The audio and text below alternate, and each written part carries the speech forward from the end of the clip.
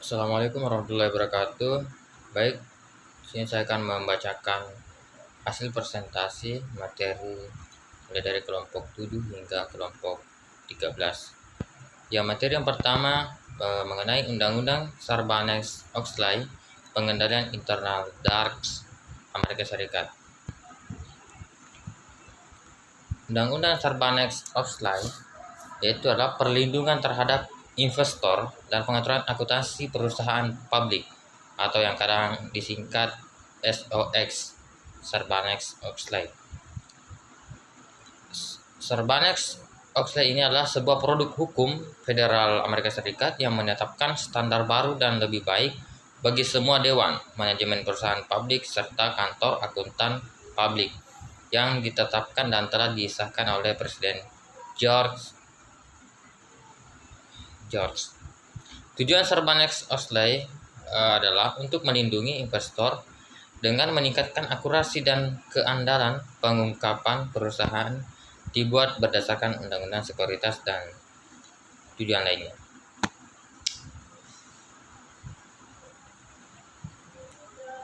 Jenis-jenis pengendalian internal berdasarkan lingkupnya. Pengendalian internal dibedakan menjadi dua.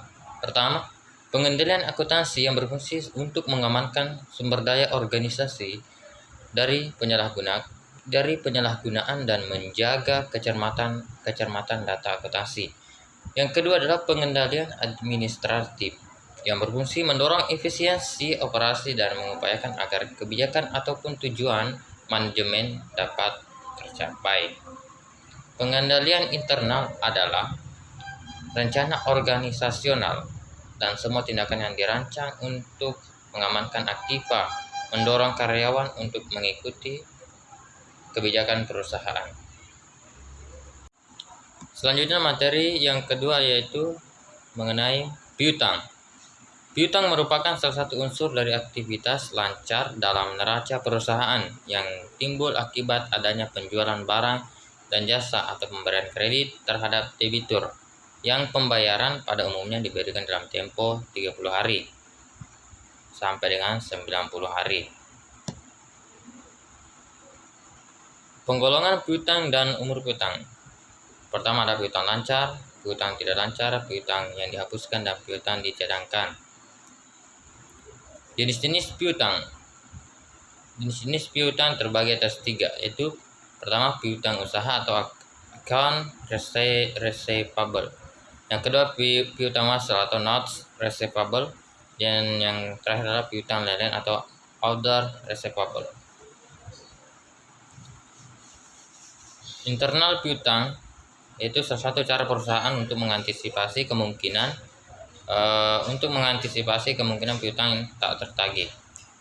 Hal-hal yang perlu diperhatikan sebelum pemberian piutang. Pertama, kebijakan kredit. Yakni kebijakan ini meliputi penetapan batas kredit, jaminan yang diperlukan, cara pembayaran, penetapan diskon, dan lain-lain. Kedua, penyelidikan kredit. Penyelidikan ini meliputi informasi dari pihak lain, misal bank dan lembaga lainnya yang merupakan relasi debitur. Adapun kecurangan dalam piutang, yaitu pertama lapping. Lapping ini adalah penggelapan oleh pemegang kas dengan melakukan peminjaman tanpa persetujuan yang berwenang. Yang kedua adalah window dressing, yakni memberikan suatu gambaran neraca yang bagus tapi bukan yang sebenarnya. Yang ketiga adalah penggelapan piutang, yakni menghapus piutang dari pembayaran koperasi kemudian menagih piutang tersebut untuk mencari keuntungan pribadi. Investasi jangka pendek yang bisa diterapkan. Pertama, deposito. Deposito adalah produk tabungan di bank dengan menyetor dan mencairkan sejumlah dana dalam jangka waktu yang singkat. Kedua adalah reksadana. Produk investasi di mana investor akan dikelola oleh manajer investasi agar memperoleh keuntungan. Ketiga adalah surat utang negara atau SUN. Surat pernyataan utang yang diterbitkan oleh negara investor dana. Ketiga adalah fintech peer-to-peer atau P2P lending. Produk investasi baru di mana investor menamakan dananya pada UMKM Indonesia untuk mengembangkan usaha. Tujuan investasi jangka pendek. Tujuan ini adalah memanfaatkan kelebihan cash flow untuk sementara waktu. Kedua adalah memperoleh tambahan dana. Terakhirlah karakteristik investasi jangka pendek. Pertama, dapat segera diperjualbelikan, diserikan, berisiko rendah, dan perjalanannya kembali ada pemimpinan perusahaan. Pemilik surat berharga tidak dengan maksud menguasai perusahaan lain. Selanjutnya, materi yang ketiga adalah aset tetap. Aset tetap adalah aset berwujud yang digunakan dalam operasi perusahaan dan tidak dimaksudkan untuk jual dalam rangka kegiatan normal perusahaan. Adapun karakteristik aset tetap sebagai berikut. Pertama, dimiliki oleh perusahaan untuk digunakan bukan dengan karakteristiknya. Kedua adalah dimiliki untuk digunakan dalam operasi perusahaan yang utama, bukan investasi jangka panjang. Ketiga adalah dimiliki untuk digunakan dalam jangka waktu lebih dari satu siklus operasi perusahaan, bukan perlengkapan. Keempat adalah memiliki nilai yang relatif. Penentuan harga perolehan aset tetap. Dari beragam aset berwujud, untuk tujuan akuntansi dilakukan pengelompokan sebagai berikut. Pertama, aset tetap yang umurnya tidak terbatas seperti tanah untuk lokasi perusahaan, pertanian, dan peternakan. Kedua, aset tetap yang umurnya terbatas dan apabila sudah habis masa penggunanya bisa diganti dengan aset yang sejenis, misalnya gedung dan peralatan lainnya. Yang ketiga adalah aset tetap, yakni aset yang umurnya terbatas dan apabila sudah habis masa penggunaannya maka ia tidak dapat diganti. Aset tetap dibagi menjadi dua, yaitu pertama capital expenditure atau pengeluaran modal, merupakan pengeluaran untuk memperoleh suatu manfaat yang akan dirasakan lebih dari satu periode akuntansi. Yang kedua adalah revenue expenditure atau pengeluaran pendapatan untuk memperoleh suatu manfaat yang hanya dirasakan dalam periode akuntansi yang bersangkutan dalam rekening biaya. Cara-cara perolehan aset tetap. Pembelian tunai, pembelian angsuran ditukar dengan sesuatu berharga, ditukar dengan aset tetap yang tidak sejenis, pertukaran aset tetap yang sejenis diperoleh dari hadiah atau donasi, dan yang terakhir adalah aset yang dibuat sendiri. Faktor-faktor yang mempengaruhi aset tetap. Pertama, nilai aset tetap yang digunakan dalam perhitungan penyusutan dapat berupa harga perolehan atau nilai buku. Kedua adalah taksiran manfaat, yakni mencerminkan besarnya kapasitas atau manfaat aset tetap selama dipakai. Taksiran ini dapat dinyatakan dalam lamanya jangka waktu pemakaian. Artinya kapasitas produksi yang dihasilkan dapat dimanfaatkan dan dinyatakan dalam tarif penyusutan. Selanjutnya yaitu materi yang keempat, yakni aset tidak berwujud. Aset tidak berwujud merupakan aset non-moneter yang dapat diidentifikasi dan tidak mempunyai wujud fisik seperti merek dagang, hak paten, goodwill, dan aset tidak berwujud yang berhubungan dengan teknologi. Salah satunya seperti merek dagang yang dimiliki oleh sebuah perusahaan. Aset tetap tidak berwujud ini aset yang umumnya lebih dari satu periode akuntansi dan tidak memiliki wujud fisik. Aset ini mencerminkan hak istimewa atau posisi yang menguntungkan perusahaan dalam menghasilkan pendapatan. Dengan kata lain, aktiva tidak berwujud dalam pengertian akuntansi yaitu diperoleh atau dibeli dari pihak lain untuk dikembangkan di perusahaan sendiri.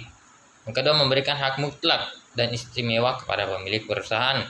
Yang ketiga adalah memberikan manfaat dan digunakan dalam operasi normal perusahaan.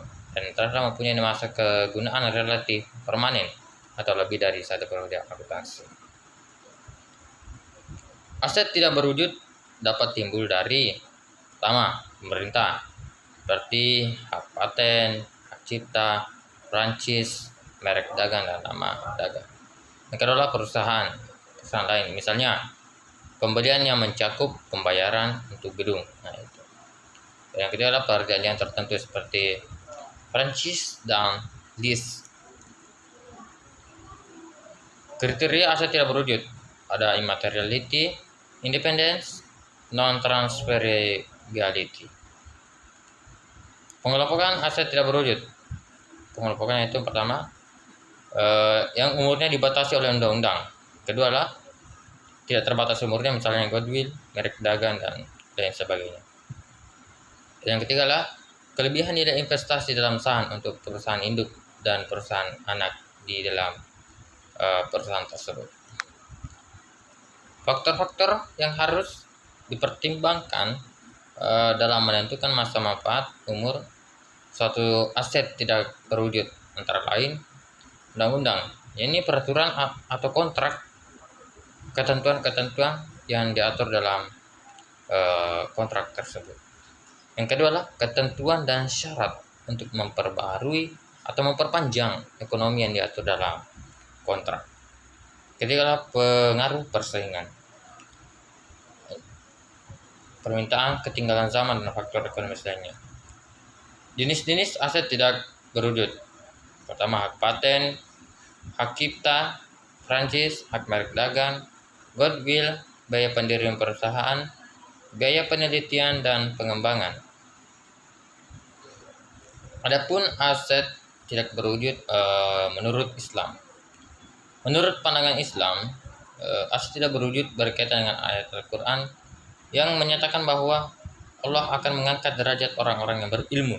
Jadi, jika perusahaan memanfaatkan intaf yang dimilikinya, hasilnya akan maksimal bagi kemajuan perusahaan. Sebagaimana firman Allah sebagai berikut, yang artinya, hai orang-orang yang beriman, apabila kamu dikatakan kepadamu, berlapang-lapanglah dalam majelis, maka lapangkanlah, niscaya Allah akan memberi kelapangan untukmu. Dan apabila dikatakan, berdirilah kamu, maka berdirilah, niscaya Allah akan meninggikan orang-orang beriman di antaramu dan orang-orang yang diberi ilmu pengetahuan beberapa derajat. Dan Allah Maha mengetahui apa yang kamu kerjakan. Quran Surah Al-Mujadalah ayat 11. Selanjutnya kita lanjut ke materi yang kelima, mengenai akuntansi liabilitas. Liabilitas adalah kewajiban yang harus dibayarkan oleh perusahaan dari pihak lain untuk mendapatkan nilai ekonomi, salah satunya proses operasional bisnis. Ya, dalam akuntansi, liabilitas berbanding terbalik dengan aset. Hal ini karena liabilitas adalah kewajiban kepada pihak lain, sedangkan aset adalah sumber daya yang dimiliki untuk menjalankan operasional. Karakteristik liabilitas yaitu 1. Seluruh jenis pinjaman baik dari bank ataupun perorangan agar meningkatkan pendapatan pribadi atau usaha dalam jangka waktu yang panjang. Yang kedua adalah suatu peristiwa atau transaksi yang sudah terjadi dan mewajibkan entitas. Yang ketiga adalah tanggung jawab atau tugas yang mewajibkan entitas pada pihak lain. Yang keempat adalah tanggung jawab atau kewajiban pada pihak lain yang harus diselesaikan dengan menyediakan pelayanan. Adapun jenis-jenis liabilitas yang didasari dari jangka waktu pembayaran dan sifat urgensinya. Pertama, kewajiban lancar, ini jangka pendek. Artinya kewajiban ini biasa disebut dengan liabilitas lancar, yaitu di mana kewajiban jatuh tempo selama siklus operasi normal atau 1 tahun. Yang kedua adalah kewajiban tidak lancar atau jangka panjang.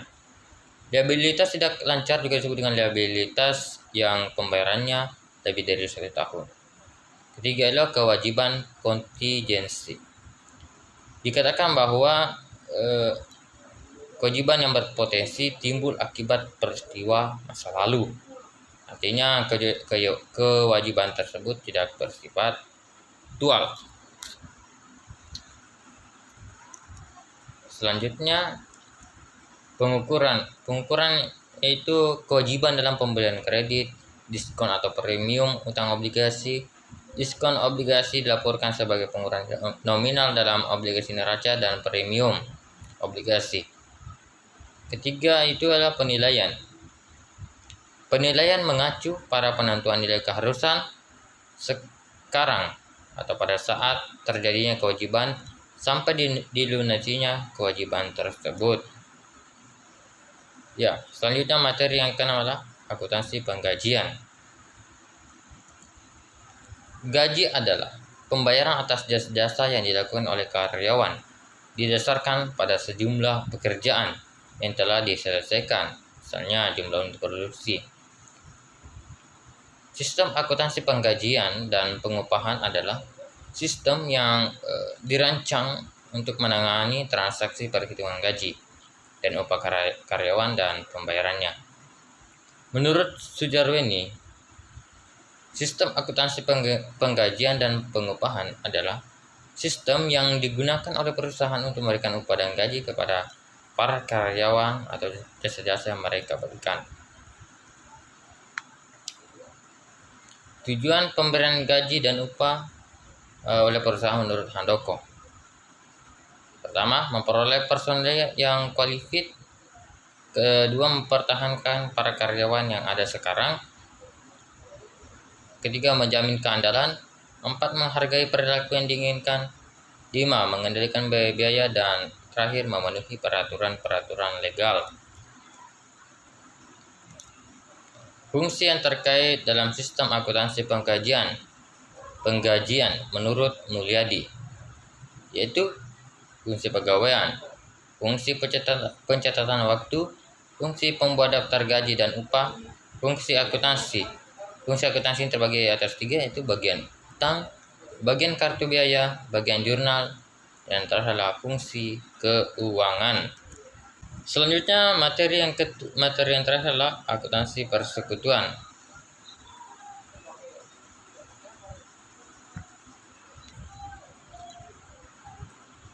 Akuntansi persekutuan. Berbagai masalah akuntansi timbul di daerah masalah yang dibentuk oleh persekutuan. Artinya bahwa prosedur akuntansi yang spesifik tidak bisa dijumpai banyak perusahaan yang dibentuk perseroan terbatas. Merupakan problema tersendiri sesuai dengan karakteristik persekutuan dalam perseroan terbatas, yang dimana terdapat pemisahan yang tegas antara pemilik dan manajemen. Prinsip-prinsip akuntansi yang lazim. Dasar akuntansi yang persekutuan terbagi atas 2, itu pendirian sebuah persekutuan dan pembagian laba bersih atau laba rugi.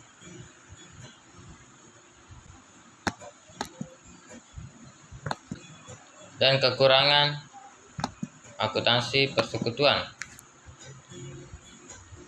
yaitu pertama, menggabungkan keahlian dan sumber daya dari 2 atau lebih individu. Yang kedua adalah bebas dari pengaturan dan batasan pemerintah, mudah dalam pengambilan keputusan dan keputusan. Kedua, yaitu kekurangan.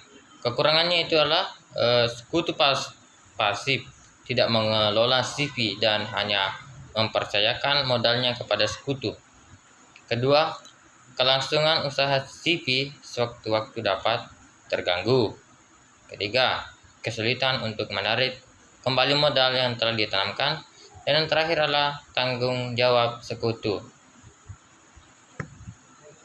Likuidasi persekutuan, yang termasuk likuidasi persekutuan itu ada kekurangan modal, sisa kas yang didistribusikan kepada sekutu berdasarkan saldo modal yang mereka telah mempostingnya ke akun persekutuan. Dan yang terakhir adalah kekurangan modal.